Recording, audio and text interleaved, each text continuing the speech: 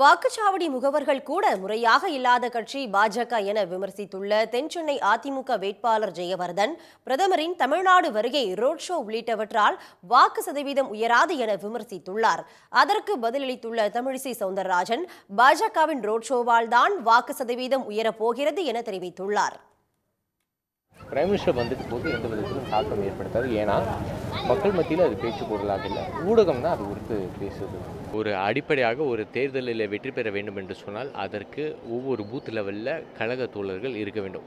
ஒரு கட்சிக்காக பணியாற்றக்கூடியவர்கள், ஓகேங்களா, அவங்க தொண்டர்கள் இருக்க வேண்டும். அப்படி இல்லாத ஒரு கட்சி பாஜக.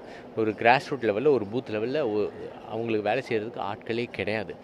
நாங்கள் எங்களோட அமைப்பில் 63 பேர் பொறுத்தவரையில் நம்ம ஒவ்வொரு பூத் சார்பாக பாசறை இருக்குது, மகளிர் இருக்குது, அதே போன்ற பூத் கமிட்டி மெம்பர்ஸ் இருக்காங்க.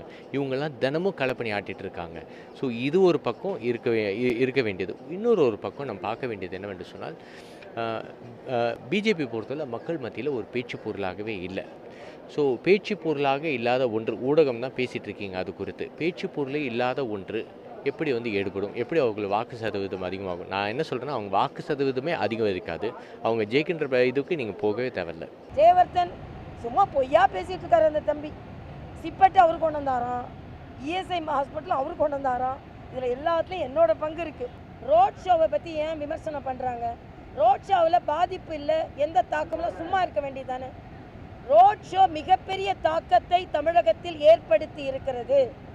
ஃப்ளாக் ஷோன்றாங்க, சக்ஸஸ் ஷோன்னு நாங்கள் சொல்கிறோம். ஓட் ஷேரை இம்ப்ரூவ் பண்ணுற ஷோன்னு நாங்கள் சொல்கிறோம்.